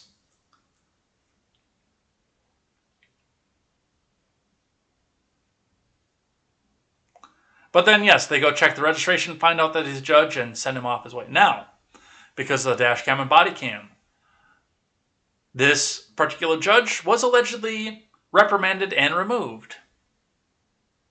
Because you can't do that. That ain't right.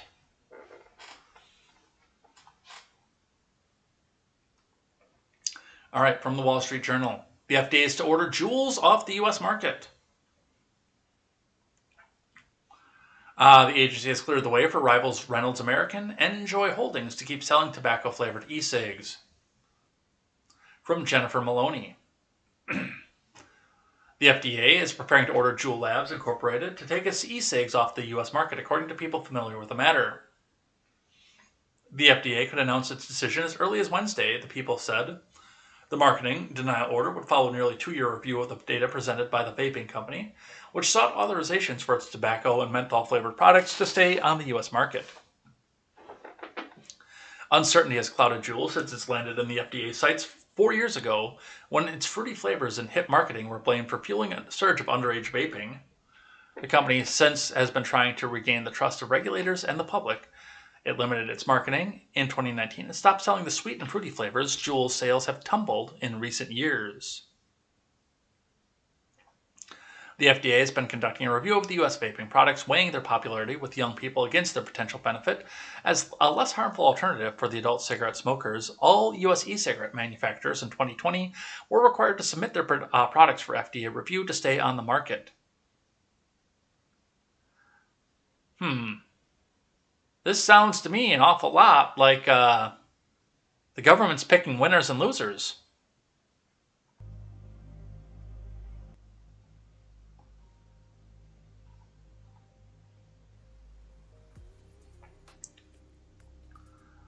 Juul surged to the top of the U.S. e-cigarette market in 2018, but has lost some ground to other brands more recently. It slipped to second place behind Reynolds Views brand in the 12 weeks ended on June 4th, according to an analysis of the Nielsen data by Goldman Sachs analyst Bonnie Herzog. Last year, Juul reported a net loss of $259 million and an 11% decline in sales to $1.3 billion. According to a disclosure from the company's made to employees, the U.S. represents nearly all of Juul's revenue, though its products are also available in Canada, the UK, Italy, France, and the Philippines. The FDA is separately moving forward on a plan to mandate the elimination of nearly all nicotine in cigarettes, a policy that would upend $95 billion. U.S. cigarette industry and health officials say prompt millions of people to quit smoking or switch to alternatives such as e-cigs. That rule will take years to implement, and tobacco companies could sue to fight it. Yeah, I think that they should. I don't think you should smoke, but I don't think it's the government's business on whether you do or not. But it's interesting that in the fact that the FDA is denying Juul its certification, which it's giving out to Reynolds, who's known for lobbying Congress and the executive branch. This sounds to me like somebody called in a favor. Doesn't that sound like that to you?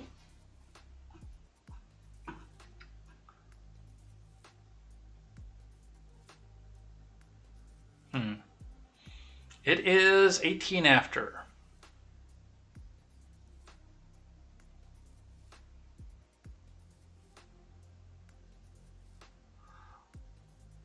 Let's do some Libs of TikTok and head out of here for the day, I think. I think that's all we're going to be able to do. And then thing I like and thing that I hate. So here's one seen in a New Jersey school. If your parents aren't accepting of your identity, I'm your mom now. Hashtag free mom hugs.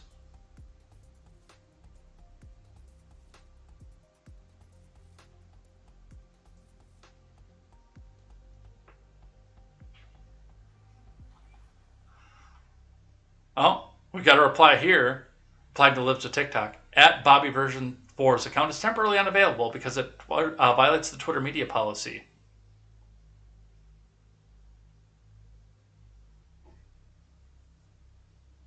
Looks like they changed the way they did this. Yeah, it's time to get your kids out of these schools. You are not the mom now. No matter how much you think so. What else do we have? Inside the Classroom, which is a Libs of TikTok knockoff. Wisconsin first grade teacher leads her students in Pledge of Allegiance to the Pan-African flag. Quote tweeted again by Inside the Classroom, saying, "This is Mrs. Harris, who teaches at Dr. Martin Luther King Jr. Elementary School in Milwaukee." Which, by the way, I looked into this. Inside the Classroom is referring to King Elementary School, which is in Milwaukee on Martin Luther King Drive, obviously. And at the time that I looked at this, when I went to go look this up, it seemed that you couldn't find, you couldn't Google map where King ES was.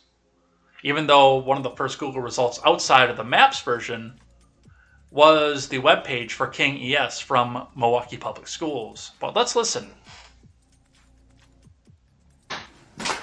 And one. Face up. On the count of 3. 1, 2, 3. I pledge allegiance to the flag of the Afro-American people. Under God, I will protect freedom, seek peace, honor our ancestors, and encourage and support the development and prosperity of people of African descent. You may be seated. And one. I mean, is it remotely possible at this point to indoctrinate kids more than the Pledge of Allegiance? Kids who have no idea what they're pledging allegiance to. Now coming out there and having them pledge allegiance to a flag that's counter to the American people. And let's face it, kind of racist.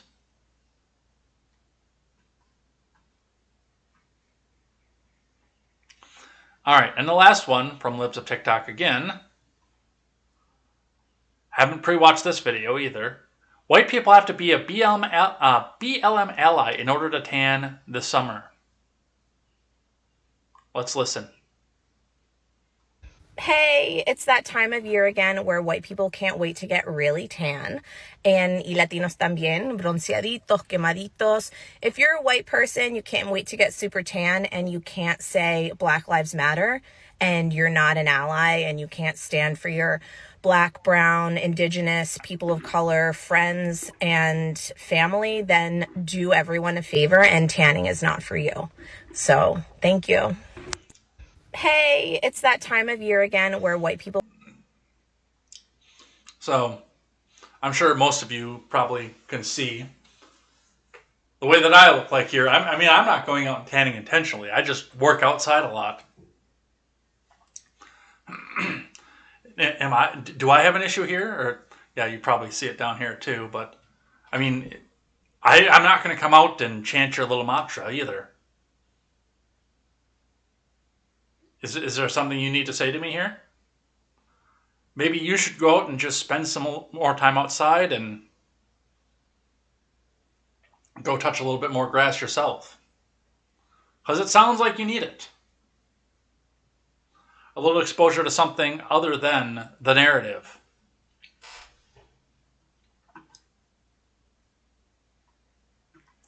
All right. I think that's all that we're going to be able to get to for news today here, because I do have to get out and head out to work. We got a good significant chunk out of this. We'll still have some left over, but we are going to do a thing that I like and a couple things that I hate. So, thing that I like today, we've been kind of going on a journey of music that I enjoy and listen to. Now, we talked about the Donnas, and I found various other bands that I would have normally not listened to a few years ago. When I started listening to, I enjoy Pandora, and I enjoy the fact that they'll make out a curated playlist of other artists that sound similar to the artists that you're listening to. So I've discovered various things. Like I like the Brian Setzer Orchestra, and I found several bands that sound like that rockabilly sound that I'd never heard of before. All Time Low was we talked about on here. I listen to them, and they give me a curated playlist of things that sound like them. Some of them I enjoyed. Some of them are new to me. Some of them are bands that I've known of previously. If you listen to the Eagles, you get a lot of classic rock that goes along with that. Steve Miller Band, things like that. Things of that nature. Alan Jackson gets you Garth and George and several others. Alison Krauss. There's a ton of bluegrass out in Pandora. So I can't recommend Pandora in and of itself enough, but a few years ago, I had never heard of this band, Letters to Cleo. They were from the 90s. They somehow missed outside of my radar, even though I was listening to similar kinds of bands. Farouk Assault was a big one that I can say, the Donnas especially, because we've talked about them before. So I found this band, and I've been listening to them a little bit more, and they've been adding more and more music from these girls, or guys and girls, onto the various stations that are on there. So I thought that I'd share a clip from a Letters to Cleo song. Now, they've done some of their own music, but they've also done a few covers throughout what they're doing here. So we're going to listen to a brief clip and hope that we don't get dinged on YouTube of Letters to Cleo playing a almost note-for-note copy of the Cars classic, Dangerous Type. Let's listen.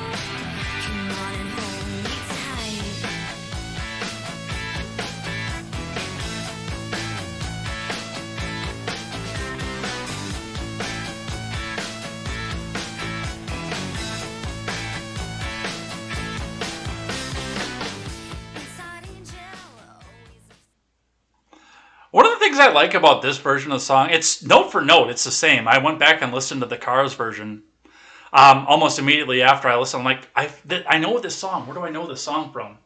And then I found it and listened back to it.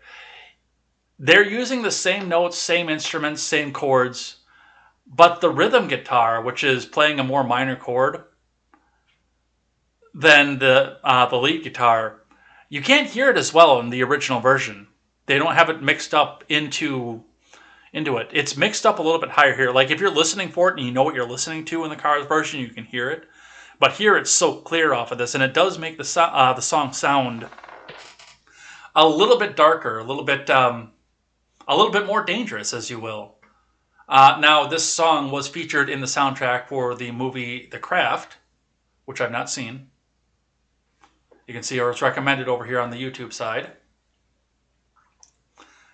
I might actually go see it now.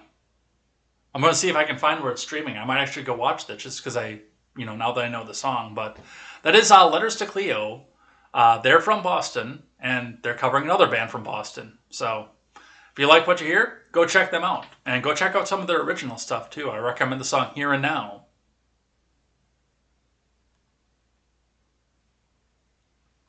All right. Now let's do a couple things that I hate. A thing I liked for a long time used to be what I was watching on Netflix, Paramount Plus, Disney Plus, etc. But this is the first time I think we've got an entry of something that I hate from that. So, Star Trek Picard. Passable first season. They say it ripped off Mass Effect, which, by the way, once I finish off Fallout 3 on stream, I actually am planning on going straight into Mass Effect after that. Because now I'm curious, now that I've seen Season 1 Picard, now that I want to see what Mass Effect is like. Because so many people say that they ripped it off. And there are so many people that, the game itself comes highly recommended, but Season 2, let's talk about that for a moment. Season 2 of Picard. Great characters. I actually, honestly, between the nostalgia and the new characters, I enjoyed the characters in Star Trek Picard. I know that's probably sacrilege, but some of the stuff that they did with Picard's character I didn't care for. However, the way that they wrote in 7 of 9, coming back into becoming more human, Raffi, Girardi, Captain Chris, I can't think of his last name right now. The way they wrote the characters was good. And honestly, if they had a good showrunner, this actually could have been really good. But what I saw off Season 2, and spoilers, unfortunately, we'll be watching the trailer in just a second, was probably the laziest writing and the worst possible way they could have used this series of characters that they had with this. Like, you could see the end of Season 2.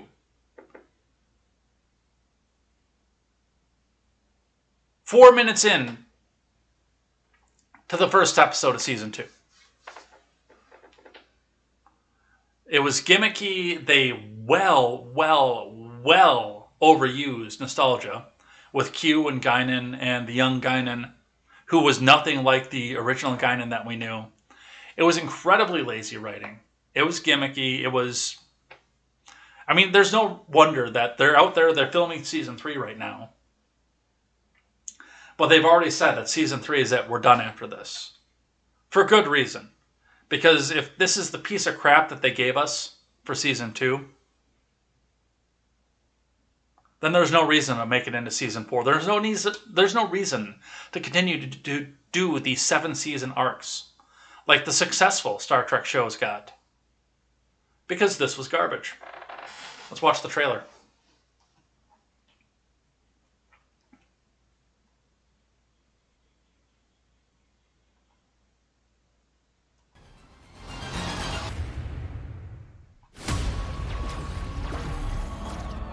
There are some moments that haunt us all our lives.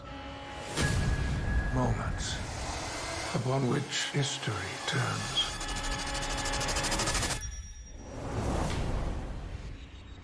Well, hello, my friend. What is this? What have you done? Welcome to the road not taken. Do you have any idea what's happening here? Reality has been broken. There is a divergence. I know someone who could help us understand the change in time. I'm gonna need some tea. Earl Grey, piping hot. Hello, Guinan.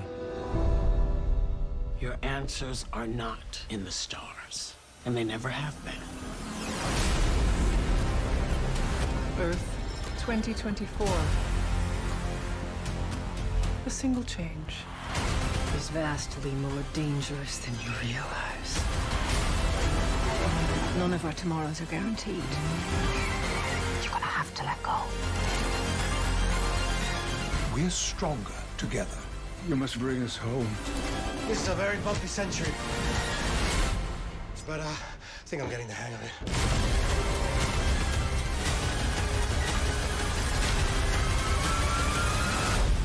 I believe you have one final frontier yet to come.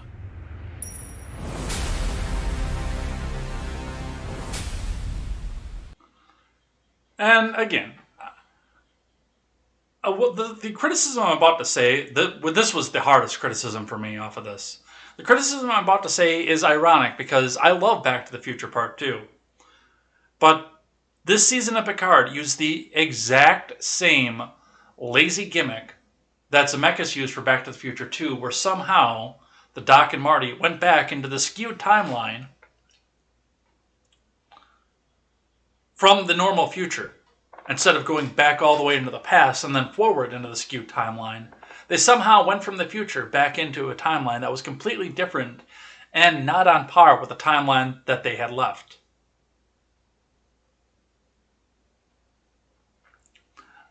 Now, again, my points of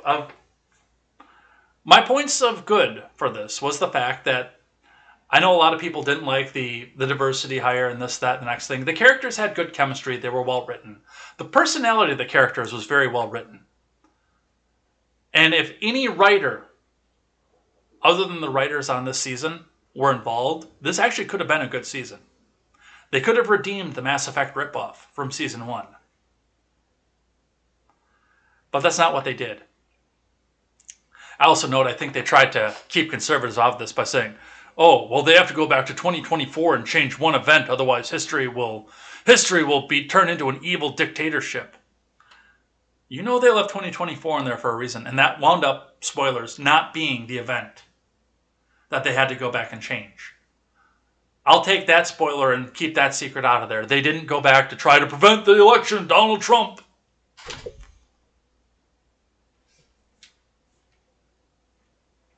But if you're brave, if you dare, Picard Season 2, it's on Paramount Plus in full. Don't take my word for it. If you want to torment yourself, have at it. And then, of course, the completely unnecessary kiss with Raffi and 7 and 9 at the end. Like, really, you had to go wedge that into there at some point? All right. Thing that I hate number 2. We got to pour one out for the monkey in the bulletproof vest. Monkey in bulletproof vest found dead after bloody cartel shootout in Mexico. Mexican narcos fascination with exotic animals was on display after a spider monkey dressed up as a drug gang mascot was killed in a shootout. A 450-pound tiger wandered the streets in the Pacific coast state of Nayarit, and a man died after trying to pet a captive tiger in a cartel-dominated area of western Michoacan state. Like scenes out of a narco television series, exotic animals have long been part of the Mexican criminal underworld. Photos from the scene of a shootout on Tuesday in Texcaltitlan with police, in which 11 drug gang members died, showed a small monkey dressed in a tiny camo jacket and a tiny bulletproof vest sprawled across the body of a dead gunman who was apparently his owner. Authorities in the state of Mexico confirmed the authenticity of the photos, and it was unclear whether the monkey, which was also wearing a diaper, died in the hail of bullets that killed its owner. A primate was killed at the scene, which was presumably owned by a criminal who was also killed at the scene. State prosecutor said in a statement, adding, an autopsy will be carried out on the animal by a veterinarian specialized in the species, and animal trafficking charges would be considered against the suspects who survived the shootout. Then on Wednesday, the AG for Environmental Protection said it had seized a tiger in Tequala in the Pacific coast state of Nayarit, near the border with Sinaloa, which is home to the cartel of the same name. The office said it acted after receiving reports about a Bengal tiger that was wandering the streets, Tequala, and found that the animal was being illegally kept there.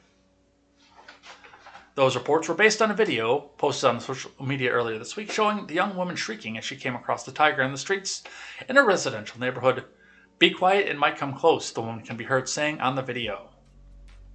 ¡Cállate! No te va a hacer nada por aquel lado. No, pero se puede acercar con uno. Los animales de hoy en día.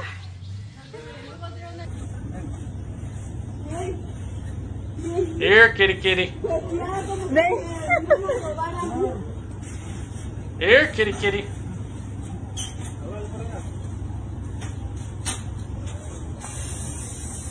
I love how it's just walking along like that.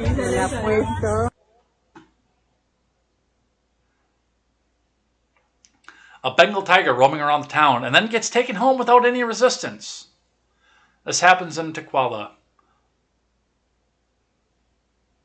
So, I mean, that part I enjoyed, but I'm going to tell you right off the bat. The ATF, or whatever their equivalent is in Mexico, is not content to kill your little dog anymore. Now they have to kill your little monkey, too. Pour one out for the spider monkey. He will be missed. All right, I think we're done.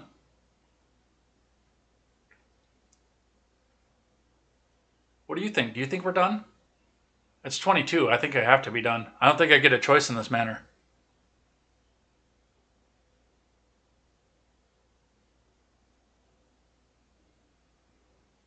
Where's the outro music?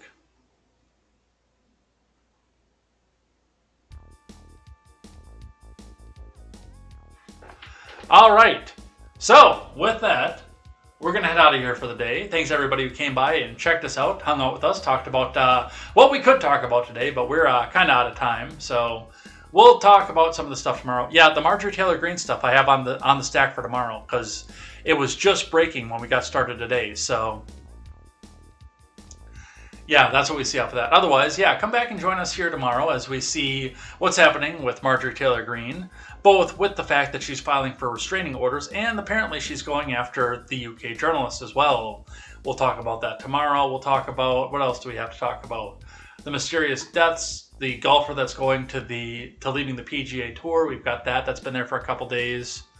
Yeah, and lots of other stuff to go with as well. So come back and join us here tomorrow. We got a lot done, so we'll have only a little bit left over. So we'll see what we can do. We'll see what we can click on. And also, thanks to everybody who chatted in the live chat this week. We'll get the names of everybody written down in the notebook and read the names out tomorrow of everybody who chatted through the week and see what some of you guys are saying in the live chat again tomorrow. Come back and join us 7:30 a.m. Central Time for more contemporary. Stick around if you're on Twitch because we're going rating, and we will see you next time. And until then, I am Jay Edgar, and this is Contemporary. Take care.